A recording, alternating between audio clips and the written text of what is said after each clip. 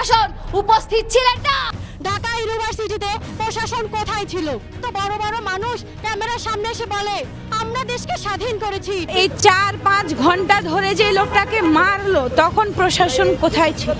যদি মনে করেন যে আনসার লীগ, রিক্সাওয়ালা লীগ, পুলিশ লীগ, ছাত্রলীগ হয়ে ফিরে আসছি, তাহলে আপনাদেরকেও আমরা উত্তম মাধ্যম দিয়ে বাংলাদেশ অন্তর্বর্তী সরকার কতদিনের জন্য অতি দ্রুত শেষ হলেই ভালো হয়। ভাত খাইয়ে ঢাকা বিশ্ববিদ্যালয়ের মতো জায়গায়, আচ্ছা আপনারা তো সমন্বয়ক করেন, সমন্বয়ক কমিটি এখন পর্যন্ত কেন বিলুপ্ত করা হচ্ছে না? এখন আমরা রিয়েলি লস যে আমরা এই স্থানে স্থানে উন্মত্ত জনতাকে আমরা কিভাবে ঠেকাবো। এত চাপ সৃষ্টি করে স্থানীয় মব। তাদের যদি লজ্জা থাকতো তারা অবশ্যই পদত্যাগ করতেন।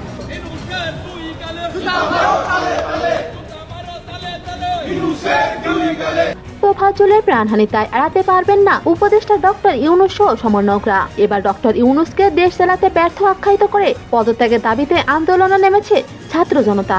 বিস্তারিত জানতে সাথেই থাকুন।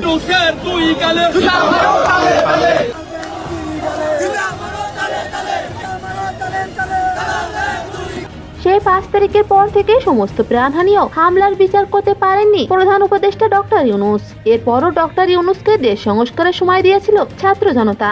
তবে ডক্টর ইউনূস সমন্বয়কদের ক্ষমতা প্রদানের মাধ্যমে বৈষম্য সৃষ্টি করেছে প্রতিটি বিশ্ববিদ্যালয়ে, যার ফলশ্রুতিতে ঢাকা বিশ্ববিদ্যালয়ে মানসিক ভারসাম্যহীন তোফাজ্জলকে পিটিয়ে প্রাণনাশ করা হয়েছে। তবে শিক্ষার্থীদের অভিযোগ এসব কিছুর জন্য দায়ী থাকবে সমন্বয়করাও প্রধান উপদেষ্টা ডক্টর ইউনূস। শিক্ষার্থীদের মধ্যে রাজনৈতিক মনোভাব প্রবেশ করা নয়, তাদের হিংস্র পশু রূপ দিয়েছে তারা অবিলম্বে ডক্টর ইউনূসের পদত্যাগ দাবি করে আন্দোলনে নেমেছে।